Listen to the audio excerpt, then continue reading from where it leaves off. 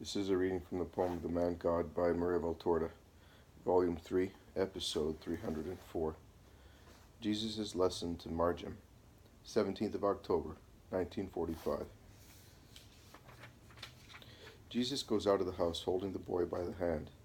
They do not go to the center of Nazareth. On the contrary, they leave the village, going along the same road which Jesus took the first time he left his house for his public life. When they arrive at the first olive groves, they leave the main road and follow little paths among trees in search of the warm sun after the stormy days. Jesus urges Marjiam to run and jump, but the boy replies, "I prefer to stay with you. I am big now, and I am a disciple." Jesus smiles at the authoritative profession of age and dignity. It is true that it is a little adult who is walking beside him. No one would say that he is more than 10 years old, but no one can deny that he is a disciple, and least of all Jesus, who just says, "But you will be bored being silent while I pray. I brought you here so that you may enjoy yourself." "I cannot enjoy myself these days, but it is a great relief to me to be beside you. I have longed for you so much these days, because, the boy tightens his trembling lips and speaks no more. Jesus lays a hand on his head, saying, "He who believes in my word must not be as sad as those who do not believe. I always speak the truth, also when I assure you that there is no separation between the souls of the just people who are in Abraham's bosom and the souls of the just people on the earth. I am resurrection and life, Marjiam, and I have brought the latter even before fulfilling my mission. You have always told me that your parents were longing for the coming of the Messiah, and they asked God to live long enough to see him, so they believed in me. They died in that faith.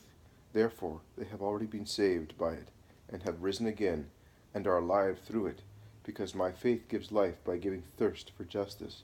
Consider how many times they must have resisted temptations to be worthy of meeting the Savior.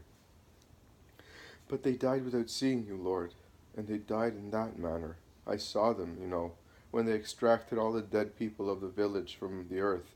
My mother, my father, my little brothers.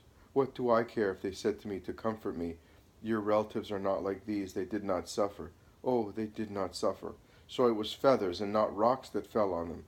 And was it air and not earth and water which suffocated them? And did they not suffer, thinking of me when they felt they were dying?" The boy is shaken by grief. He gesticulates vivaciously, standing in front of Jesus, and is almost aggressive.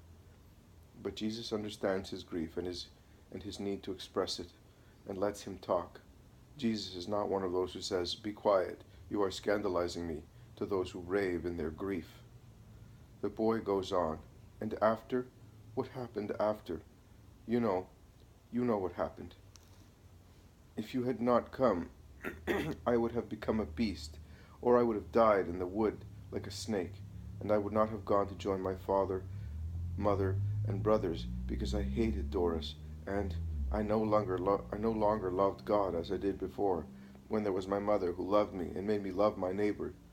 I almost hated birds as they filled their crops, had warm feathers, and built their nests, while I was hungry. My clothes were torn and I was homeless, and I who love birds would chase them away, as I was seized by wrath, comparing myself with them, and then I would weep, realizing that I had been bad and had deserved hell." "Ah, so you repented of being bad." "Yes, my lord, but how could I be good? My old father was good, but he used to say, 'It will soon be all over. I am old.' But I was not old. How many years would I have had to wait before I could work and eat like a man, and not like a stray dog? I would have become a thief if you had not come." "You would not, because your mother was praying for you. You can see that I came and took you. That is the proof that God loved you, and that your mother was watching over you." The boy becomes silent and thoughtful. He seems to be seeking enlightenment from the ground upon which he is treading, walking beside Jesus on the short grass dried up by the north wind of the previous days.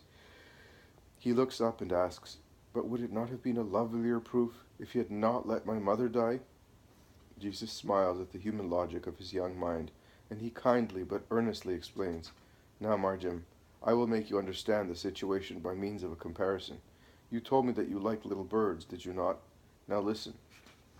Were little birds created to fly, or to be closed in cages?" "To fly." "Good. And what do the mothers of little birds do to nourish them?" "They feed them." "Yes, but with what? with seeds, flies, grubs, or crumbs of bread or bits of fruit which they find flying about. Very well. Now listen. If in springtime you should find a nest on the ground, with little ones in it, and their mother on them, what would you do? I would take it. All of it? As it is, including the mother? All of it, because it is too unpleasant to be little ones without a mother. But in Deuteronomy it is written that one must take the little ones only, letting the mother free, as it is her mission to proliferate. But if she is a good mother, she will not go away. She will fly to her little ones. That is what my mother would have done. She would not have given me to you either for good, because I am still a boy. Neither could she have come with me, because my brothers were younger than I am. So she would not have let me go. Very well. But listen, according to you, would you love that mother of the little birds and the little ones more if you kept that cage open so that she might come and go with suitable food, or if you kept her in prison as well? I would love her more by letting her come and go until the little ones have grown up. And my love would be complete if I kept them, and once they have grown up, I let the mother free, because birds were created to fly. Really, to be utterly good. Once the little ones have grown up, I should let them free as well, and let them fly away. It would be the best love I could have for them, and the most just. Of course, the most just, because I would do nothing but allow what God wanted for birds to be accomplished. Very clever of you, Marjiam. You have spoken as a wise man.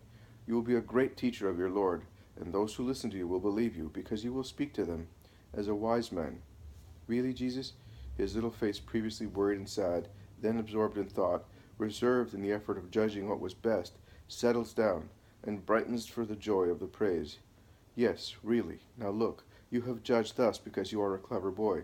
Now consider how God will judge, since he is perfection itself, with regard to souls, and what is best for them. Souls are like birds, enclosed in the cages of bodies.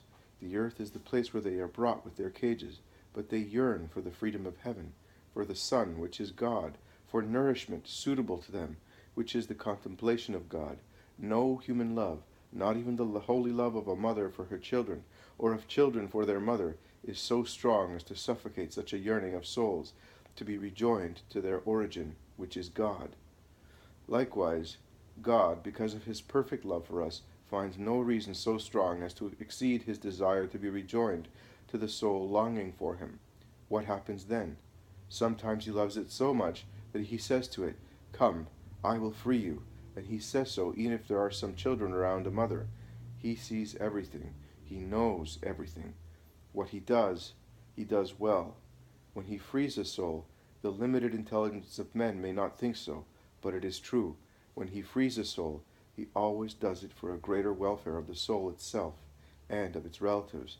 As I have already told you, he then adds to the ministry of the guardian angel the ministry of the soul which he has called to himself, and which loves its relatives with a love free from human burdens, because it loves them in God. When he frees a soul, he binds himself to take its place in taking care of the survivors. Has he not done that with you? Has he not made you, little child of Israel, my disciple, my future priest? Yes, my Lord, he has. Now consider this. Your mother will be freed by me, and will not need your suffrages. But had she died after redemption, and were she in need of suffrages, you could pray for her as a priest.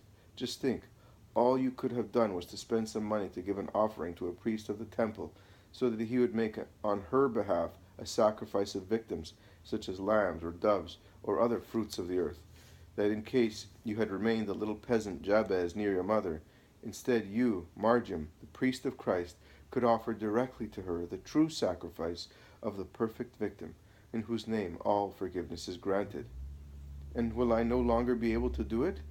Not for your father, mother, and little brothers, but you will be able to do it for friends and disciples. Is that not beautiful? Yes, Lord.